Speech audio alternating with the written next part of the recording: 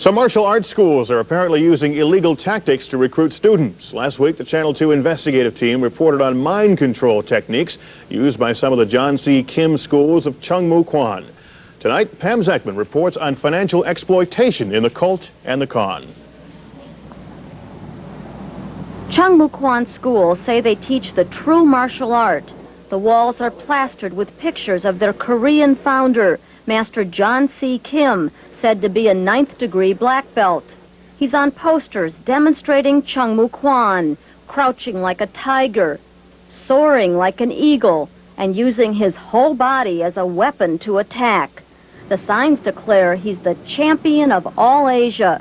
Instructors say he won the title in the 1950s, but get vague about where the competition was held.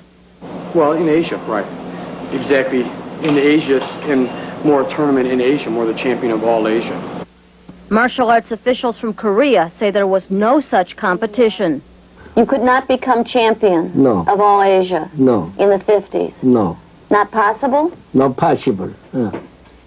It's hard to check the credentials of any martial arts instructor because there are no recognized boards in this country to approve the schools or certify their staffs. But there are state laws to protect students from being conned, laws that some Chung Moo Quan schools have apparently violated. The law says contracts for martial arts schools cannot charge more than $2,500 per year.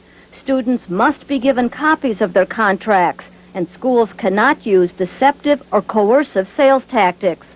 But several former Chung Moo Quan students say that before contracts were to be signed, some instructors gave them a strenuous workout or humiliated or hurt them in class. A former instructor from Minnesota says it was deliberate. By the time I would get a student into the office, hopefully he's very intimidated and willing to accept my direction and my word. And your direction would be? My direction would be to get him in a black belt course. Sign on the dotted line? Yes. He says he quit because he thought students were being misled into believing Chung Moo Quan was legitimate. But the things they're doing are completely contradictory to that. What are they doing? They're conning people. Students at several schools told us they were pressured to sign contracts for a black belt course at $10,000 to $15,000, the Olympic course for $15,000 to $20,000, and the instructor's course for $20,000 to $30,000.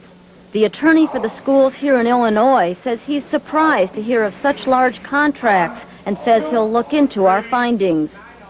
I believe Mr. Kim would like to see all the schools comply with all the regulations. Gallo says it doesn't really matter what the contracts say because they're not enforced in court. But this student, who signed a contract for $18,000, says he was told something else. What did they say about that contract when you went to quit? That you were obligated to finish off your contract. You had to pay it off. We talked to some students who paid the schools as much as $50,000. They say some instructors asked them to sell their cars, deplete their savings, and give all their extra money to pay for lessons. This former student says his instructor suggested he get a second job to make his payments, $200 a week in the beginning. And then near the end, I would be giving them my paycheck and they'd give me money back if I needed it. Joe Zimhart has deprogrammed several former students. The mind control in this organization has them believing that the quicker they pay it off, the more righteous or more direction they have within the organization, the more loyalty they have to Chung Moo Quan ideas. And therefore, they generally drain their bank accounts quite rapidly. Former students say they were told to pay in cash. What instructors always told us is that was the best way to show respect. And they were told it's disrespectful to ask for copies of their contracts. I said, may I please have a copy of that? Well, what's the matter? Don't you trust us? And far be it for me to tell somebody who can terminate my life in 2 seconds, you know I don't trust you. Then down. A few weeks ago, the school's attorney claimed that all students get copies of their contracts. But later, when he assembled a group of students for us to interview, they confirmed our finding. Not a single one had gotten a copy of their contract. That's the first time I've been made aware of that practice. Does that disturb you? I saw it and I'm going to look into it. We also showed him ID cards for advanced students, which say their rank is registered with the Chung Moo Quan organization, Asian headquarters. Gallo admits there is no such organization. It doesn't exist. Not that I'm aware of. Is that a good idea legally to be giving out these cards if there is no such organization? I will say this, Pam, you have brought it to my attention, and I'm going to look into it, and I'm going to review it, and if I feel some changes are necessary, I will make those changes. Kim's attorney says Kim collects a fee from the schools, but says the owners are responsible for running them. He says that if the owners are violating any laws, their licenses will be revoked. And when I asked why the schools demand payment in cash, he said that it was none of my business. He asked, "Isn't that a matter for the Internal Revenue Service?"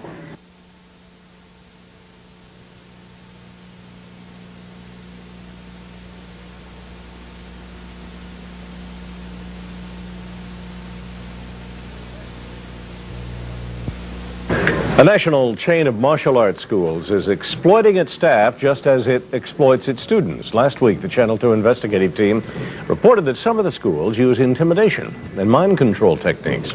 Tonight, former instructors speak out for the first time about the John C. Kim schools of Chung Moo Quan.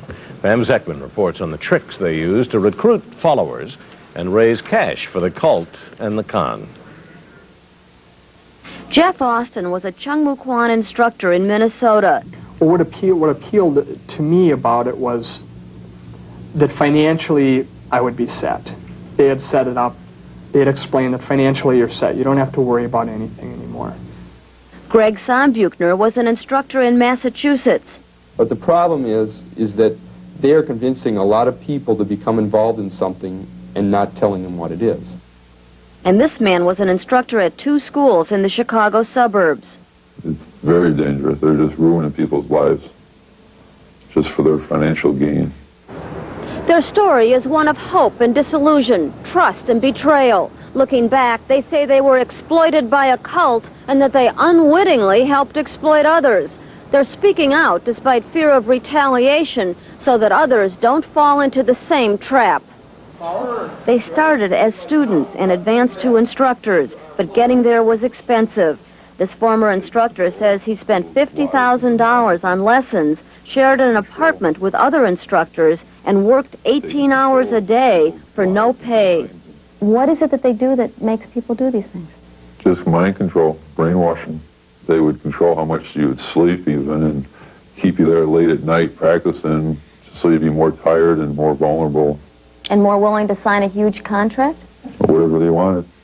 In just 2 years, this instructor signed 3 contracts for lessons, the largest for $36,000.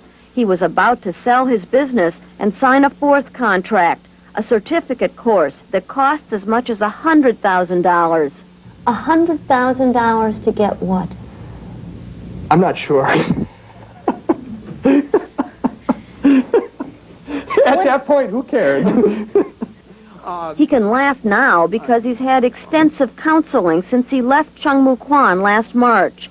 But at the time, he believed that by following the teachings of the school founder, John C. Kim, he would have financial security and learn the secrets of life.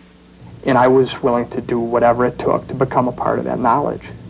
Instructors say they used the same tactics on new students that were used to manipulate them.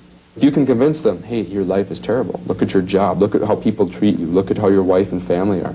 You need to improve all of that, and I'm going to show you how to do it. Then that's when they get into higher courses and you become a better instructor. Regional and national instructors kept track of their performance, and not just in martial arts. My whole performance as an instructor was based on money. How much money I was bringing in, what type of contracts I was getting people into, how fast I was getting them to advance. Students advance by passing a martial arts test, while other schools may charge $100 to $200 for a black belt test. Some Chung Moo Quan schools charge $1,000 to $2,000. $2,000 for a test? Yes. Was it a long test? A difficult test? Expensive to give? No, I don't think so. It's just one more way to get the student to part with their money. Some Chung Moo Quan schools pressured students and instructors to bring in cash gifts to show their respect.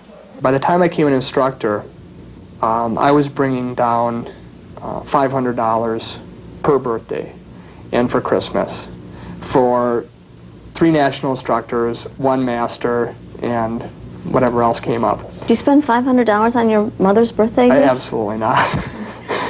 Jeff left earlier this year after his parents intervened and hired a cult expert to deprogram him.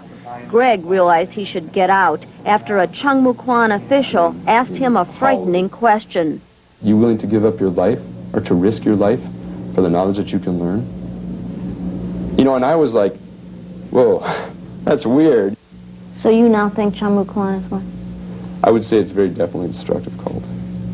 John C. Kim was not available for comment, but his Illinois attorney, who was once a Chung Moo Quan student himself, says the schools provide excellent instruction and have improved the health of thousands of people.